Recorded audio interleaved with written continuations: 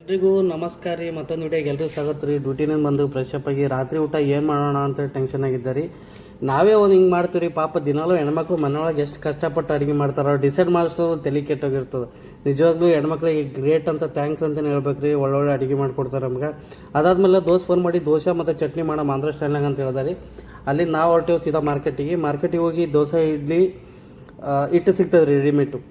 But ನಮ್ಮ plan dosa ಮಾಡೋದಿತ್ತು ರೀ. ಆಮೇಲೆ ಪರೋಟ ಚಪಾತಿ ಆ ಥರದ್ದೆಲ್ಲ ಸಿಗ್ತದೆ ರೀ ಅಲ್ಲಿ. ಆಮೇಲೆ ಸ್ವಲ್ಪ ಎಕ್ಸ್ಪೆನ್ಸಿವ್ ಅಷ್ಟೇ. ದೋಸೆ ಹಿಟ್ಟು ತೊಗೊಂಡವರು, ಅದಾದ್ಮೇಲೆ ಕೊಬ್ಬರಿ ಪೌಡ್ರ್ ಈ ಥರ ರೆಡಿಮೇಡ್ ಸಿಗ್ತದೆ ರೀ, ಅದನ್ನೂ ತೊಗೊಂಡೇವು. ಅದಾದ್ಮೇಲೆ ನಮಗೆ ಶೇಂಗಾ ಬೇಕಾಗಿತ್ತು ರೀ, ಶೇಂಗಾನೂ ತೊಗೊಂಡೇವ್ರಿ. ಟೋಟಲ್ ಬಿಲ್ ಎಷ್ಟೈತೆ ಅಂದ್ರೆ 16 ದಿರಾಮ್ ಐತೆ ರೀ. 16 ದಿರಾಮ್ ಅಂತಂದ್ರೆ ₹1 ಅಂದ್ರೆ 1 ದಿರಾಮ್ ಅಂದ್ರೆ ₹26 ರೀ.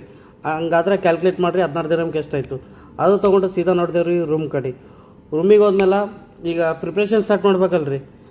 ನನ್ನ ಫ್ರೆಂಡೇ ಮಾಡ್ತೀನಿ ಅಂದ, ಯಾಕಂದ್ರೆ ನನಗೆ ಅಷ್ಟೊಂದು ಅಡುಗೆ ಗೊತ್ತಿಲ್ಲ ರೀ. ನಾನು ಕಲೀಲತ್ತೀನಿ ಈಗೀಗ. ಎಲ್ಲ ಸಾಮಾನು ತಂದು ಅಡುಗೆ ಸ್ಟಾರ್ಟ್ ಮಾಡಿದೆ. ಫಸ್ಟ್ ಶೇಂಗಾ, ಮೆಣಸಿನ್ಕಾಯಿ, ಆಮೇಲೆ ಅಲ್ಲ ಬೆಳ್ಳುಳ್ಳಿ ಹಾಕ್ಬಿಟ್ಟು ಫ್ರೈ ಮಾಡಿದೆವು ರೀ.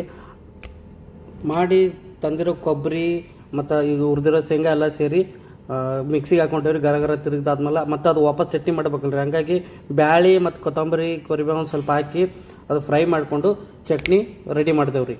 ಈಗ ನೆಕ್ಸ್ಟು ದೋಸೆ ಮಾಡೋದು ರೀ. ದೋಸೆ ರೆಡಿ ಮಾಡಿಕೊಂಡು ಅದಾದ್ಮೇಲೆ ಟೇಸ್ಟ್ ರೆಡಿ ಐತೆ ರೀ. ಇವಾಗ ಅದಕ್ಕಿಂತ ಮುಂಚೆ ಇನ್ನೂ ಲೈಕು, ಸಬ್ಸ್ಕ್ರೈಬರು, ಫಾಲೋ ಯಾರೆಲ್ಲ ಮಾಡಿಲ್ಲ ಮಾಡಿರಿ. ದೋಸೆ ರೆಡಿ ಆದ್ಮ್ಯಾಗ ಟೇಸ್ಟ್ ಮಾಡಿದೆ. ಟೇಸ್ಟ್ ಅದ್ಭುತ ಐತೆ ರೀ. ಅದಕ್ಕೆ ನನ್ನ ದೋಸ್ತಿಗೊಂದು ಧನ್ಯವಾದ ಅಂತ ಹೇಳಿದೆ ರೀ ಅವನಿಗೆ. ಮತ್ತು ಮುಂದಿನ ವೀಡಿಯೋದಾಗ ಸಿಗೋಣ್ರಿ. ಎಲ್ರಿಗೂ ನಮಸ್ಕಾರ.